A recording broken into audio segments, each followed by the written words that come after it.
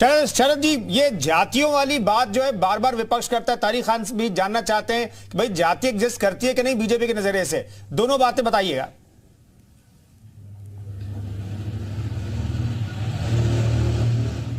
शरद जी, आपको अनम्यूट करना पड़ेगा शायद।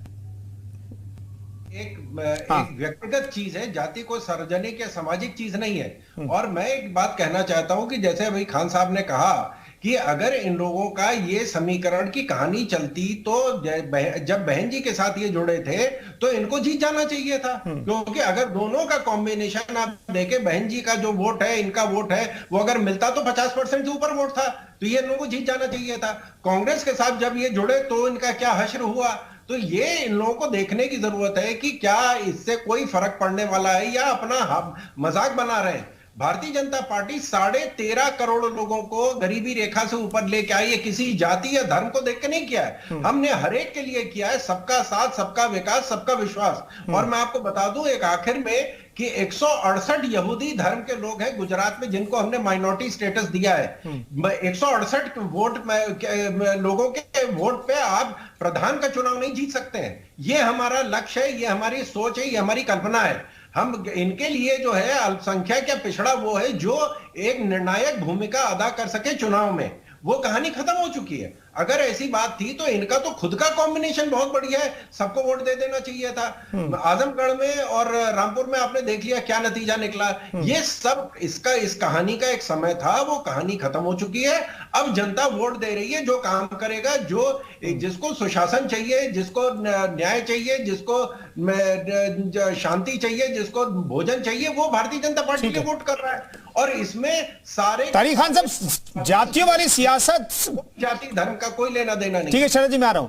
तारिक खान साहब, जातियों वाली सियासत से सीख तो ले लेनी चाहिए थी 2019 में ही, क्योंकि तब आपका वोट प्रतिशत 50% से ऊपर जाना चाहिए था, लेकिन करीब करीब वही 36-37% के आसपास रह गया। 19% बीएसपी रह गई और 18% के आसपास आप लोग रह गए। तो जातियों वाली सियासत से फायदा तो नहीं मिला।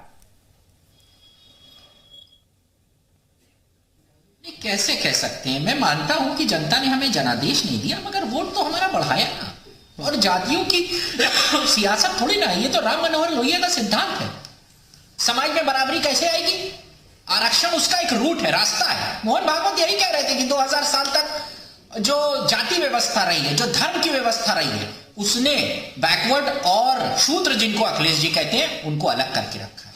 मैं खुल के कहता हूं कि अगर भाजपा सत्ता में रही तो ये आरक्षण खत्म कर देंगे। अभी इन्होंने आईएएस जो बनाए, आईपीएस बनाए और जो आईएफएस बनाए, वो 50% ओबीसी और एससी भी, जो कि ज्यादा होने चाहिए, वो भी 50%। क्यों 27 की जगह 15 आपने ओबीसी बनाए, क्यों नहीं बनाए? उतने पूरे क्यों नहीं किए आपने? सत्ता आपकी, ये सवाल आपसे पूछेंगे।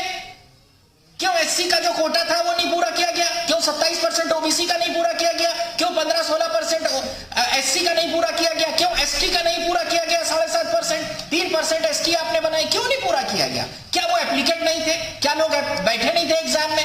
ये सांसद जो कर्नाटका के हैं, जैकब, उन्होंने सवाल पूछा है, मेरा सवाल नहीं है। मैंने आज एक कविता भी याद की है। इनको घमंड हो गया है कि यही रहेंगे, वो अटल बिहारी की कविता है। सुनिएगा, जो कल थे वो आज नहीं हैं, जो आज हैं वो कल नहीं होंगे, होने न होने का क्रम इसी तरह चलता रहेगा, हम हैं हम रहेंगे, ये भ्रम भी पलता रहेगा। अटल जी से सीखिए। आपको भ्रम हो गया है कि आप ही रहेंगे, आप हमेशा नहीं रहेंगे। और बैकवर्ड, एससी, इनको समझना चाहिए। मैं आग्रह करता हूं इन समाजों से कि आपके आरक्षण पे भारतीय जनता पार्टी डाका डालने जा रही है और डाल चुकी है। इसका प्रमाण यह है कि आपने आईएएस और आईपीएस 50% लगभग कम बनाए। जितना प्राविधान कॉन्स्टिट्यूशन में किया गया है उतना आपने नहीं बनाया। क्यों नहीं बनाया भाई? क्यों नहीं बनाया? इसका जवाब कौन देगा? चिंगपुंगली देंगे? आप ही देंगे भाई, आपके पास जवाब ही नहीं है। जाति है या नहीं है, उसका भी जवाब नहीं है। ओबीसी रोजगार मेला है, नौजवान किसान रोजगार मेला क्यों नहीं हुआ भाई? क्यों नहीं हुआ? क्यों आपके नेता दिन रात चिल्लाते फिर रहे हैं कि हमने जवाब दे दिया इनको, इनकी जातिगत जनगणना का जवाब मिल गया हमें। जातिगत जनगणना का जवाब सामाजिक न्याय के ही रास्ते से मिलेगा। जब जातिगत जनगणना हो जाएगी, जब जातियों को उनका अधिकार मिल जाएगा, जब हमारे ऊपर ये जो आरोप लगा है कि हमने सिर्फ एक ही जातियों को नौकरी दे दी, वो भी खत्म हो जाएगा। ठीक है, शरद जी जवाब दे लेंगे। शरद जी और जवाब नए सिरे देंगे। से आरक्षण कर लीजिए, जिसको जरूरत है उनको शरद दे जी, दीजिए। विपक्ष जाति जाति करता रहता है, आप लोग कहते हैं कि भाई सबका साथ सबका विकास, और उसी नारे के साथ आप लोग आगे बढ़ रहे हैं और चुनावी जीत भी आप लोगों को मिल रही है। कुंदन जी, मैं बहुत प्रभावित हुआ हूं खान साहब से, लेकिन ये बता दें कि जब इनकी 4 बार सरकार बनी थी तो कौन कौन सी जातियां उसमें थी? बता दें कि हर बार जो है किस जाति का मुख्यमंत्री बना था, मैं बता दें किस धर्म का मुख्यमंत्री। अगर ये कह रहे हैं जैसे अभी जाति जनगणना तो बहुत अच्छी बात है, होनी चाहिए, लेकिन अगर जाति जनगणना जो कहते हैं कि जिसकी जितनी आबादी उसकी हिस्सेदारी, तो सुधरता जो समाजवादी पार्टी को अपने जो शीर्ष जो इनका राज परिवार है उनको इस्तीफा दे देना चाहिए, क्योंकि संख्या तो उत्तर प्रदेश में मुसलमानों की ज्यादा है। तो इनको कह देना चाहिए कि सिर्फ मुसलमानी मुख्यमंत्री बनेगा, उप मुख्यमंत्री मुसलमान बनेगा, जितने भी उनके पदाधिकारी मुसलमान हैं। लेकिन जो है जो मुख्यमंत्री बनेगा वो एक ही बैकवर्ड है और एक ही खानदान बैकवर्ड है, मतलब खानदान के अलावा उस जाति का कोई बैकवर्ड नहीं है। सारे बैकवर्ड, चाचा उसमें है, भतीजे उसमें है, भांजे उसमें है, बुआ है उसमें, बहू वहां पर है, पिताजी वहां पर है, पूरा खानदान बैकवर्ड है। ठीक है तारिक खान साहब, बहुत छोटा जवाब, फिर सुधा जी के पास जाऊंगा। तारिक खान साहब, छोटा जवाब स्पेसिफिक। ऐसा कर हमने क्या ओबीसी का हक मारा? जातिगत जनगणना करा लीजिए, कितने दलित, कितने कुर्मी हैं, कितने यादव हैं, कितने पटेल हैं, कितने क्या हैं, कितने मौर्य हैं, कितने राजभर है, सब पता चल जाएगा। उसी हिसाब से आरक्षण दे दीजिए, यही तो कह रहे हैं। हमने शायद ज्यादा ले लिया है, इसलिए बराबर कर दीजिए, तराजू बराबर कर दीजिए। सुधा जी, छोटा सा जवाब मैं जानना चाहता हूं, आप लोग भी जातिगत आधार पर जनगणना की मांग कर रहे हैं, क्या ये मांग फॉर्म तरीके से चुनाव तक आप लोग रखते रहेंगे, और क्या ये वोट का जरिया है, वोट मिलेगा इस आधार पर? नहीं, देखिए कुंदन जी, क्यों जरूरत नहीं है? जब हम बच्चों के फॉर्म को भरवाने में जाति, उपजाति, धर्म लिखवाते हैं ना, तो अगर हमें नहीं जानना था तो ये हम लोग हटा देते, जाति उपजाति का प्रयोग ना करते।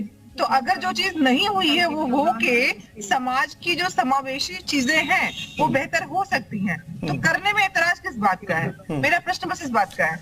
अरविंद जी, जो वोटर है वो बहुत समझदार हो गया है, लेकिन आपको लगता है क्या कि राजनीतिक पार्टियां उस हिसाब से एक्ट नहीं कर रही हैं कि भाई जातिगत आधार पर अब वोट होते नहीं, आप कह रहे हैं, तो क्या राजनीतिक दलों को आखिर ये ऐसा लगता है? क्यों? छोटा जवाब सर, 20 सेकंड। जी डॉक्टर लोहिया कहा करते थे कि जो जाति एक बीमा है जिसका प्रीमियम चुकाना नहीं पड़ता। राजनीतिक दलों को मालूम है कि जाति खूब रटो, क्योंकि उसका कोई प्रीमियम चुकाना नहीं है। लेकिन देखिए, अब इस देश में एस्पिरेशनल पॉलिटिक्स को जन्म हुआ है, डिलीवरी पॉलिटिक्स जन्म हुआ है, और जो है पावर पॉलिटिक्स जन्म हुआ। यानी जो समूह है उनकी पावर बढ़ेगी, चाहे वो छोटे छोटे समूह, छोटे छोटे जातियों के हैं। ये नहीं चलेगा कि आप जो है पिछड़े वर्ग के नाम पर जो है एक अम्ब्रेला तान लेंगे और उसका जो है मालिक बनकर के बैठ जाएंगे, और बाकी जो है आपके रियाया के रूप में रहेगी। हर जातियों में एक जो है, देखिए कहीं ना कहीं एक बड़ा नेता उभर रहा है, भाजपा जो है उसको अपने साथ जोड़ रही है, इसलिए उसकी ताकत बड़ी है, वो डिलीवरी दे रही है। वह जब जो हाशिए के लोग हैं उनके हाथ में पैसा भी पहुंचा रही है, राशन भी पहुंचा रही है। टॉयलेट की बात करती है तो काशी कॉरिडोर की भी बात करती है। और जिस तरह लोगों में आकांक्षा की राजनीति पनप रही है हाशिए के लोगों में, मुझे नहीं लगता है कि अब वह जो है किसी एक पार्टी का रियाया बन के रहेंगे। वह फ्लोटिंग वोट है, जहां उन्हें लाभ पहुंचेगा उसके साथ जाएंगे। और मुझे लगता है कि आपने सही कहा कि भाजपा जो है सबका साथ सबका विकास की बात कर रही है, फायदे उसको मिलते हुए साफ दिख रहे हैं। जी ठीक है, बहुत बहुत धन्यवाद तमाम मेहमानों का चर्चा में शरीक होने के लिए। तो वोटर्स जो है बहुत मैच्योर्ड हो चुका है।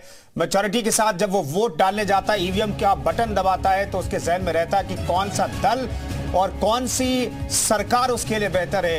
ये नहीं देखता है कि कौन सी जाति का प्रत्याशी जिसे जिताने से मुझे फायदा मिलेगा।